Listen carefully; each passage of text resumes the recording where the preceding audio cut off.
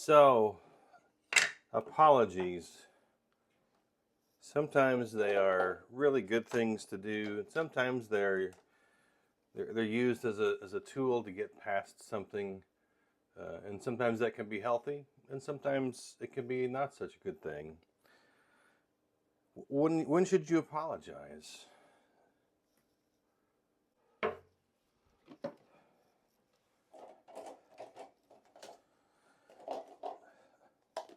Apologies.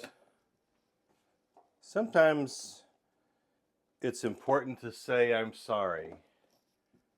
And it's important that when you say I'm sorry that you mean it. Apologies are sometimes said or given to end a tense moment, and that can be good at times.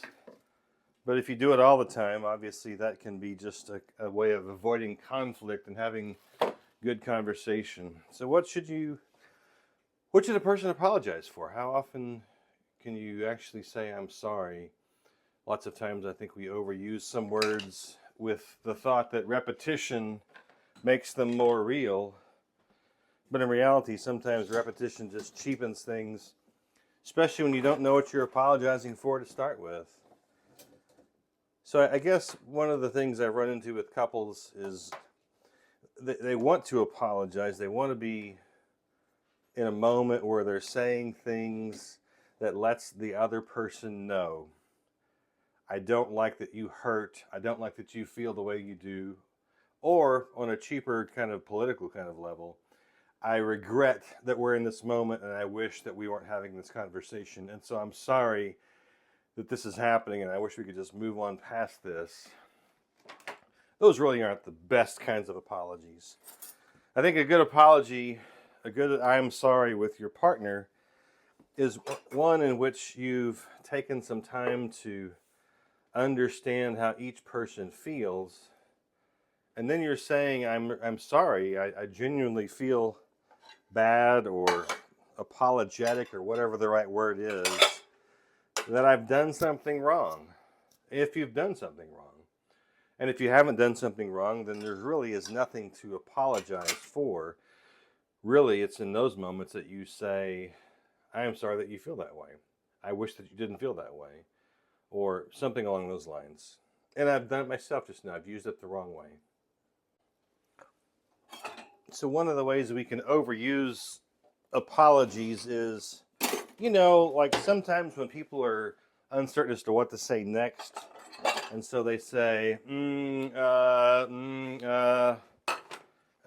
these are just moments filling the air with words. And sometimes I'm sorry is one of those things that we say to fill the air and make time pass. But a real apology, I guess, in my mind, is once again when you understood how you both feel, what you both think about something, and then if there is something to apologize for, then say that. I'm genuinely sorry. I genuinely apologize. If I had known that what I was going to say or do was going to come across that way and affect you that way, I wouldn't have done it. If I can go back and change that moment, I probably would do so. Now, those are apologies, I guess, that feel good and help a lot of people. At the core of it, one way or the other, though, is not simply trying to get out of the moment, but seeking to understand the other person and helping them understand you after you're pretty sure that you've both understood each other. You always heard that phrase, first seek to understand before you try to explain your position. And I think that's probably the core of helping people understand when it's the right time to say, I'm sorry, I apologize. Sure, we can all use a lot more apologies. We can be apologetic in just the way that we live our lives. There are times that we need to be so. There are times that we need to say, I'm sorry for hurting each other's feelings in a light, general, passing way. And then there are times that we need to have genuine sit-down discussion apologies that are much deeper and bigger than, oops, I stepped on your toe.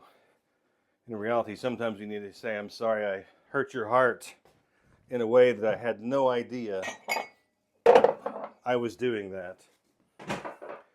And in some cases I've seen, it's important to say I'm sorry because I knew exactly what I was doing when I said that, and I wanted to hurt you. And I know I was wrong, and I'm sorry that I did that. Anyway, apologies and saying I'm sorry are an important part of your relationship. It's an important part of just knowing who each other is and what's going on in each other's hearts.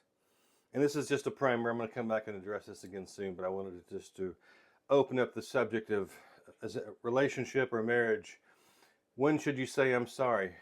And how should you say it? What are some things that help? We'll come back to this. You can work through this. You can do it.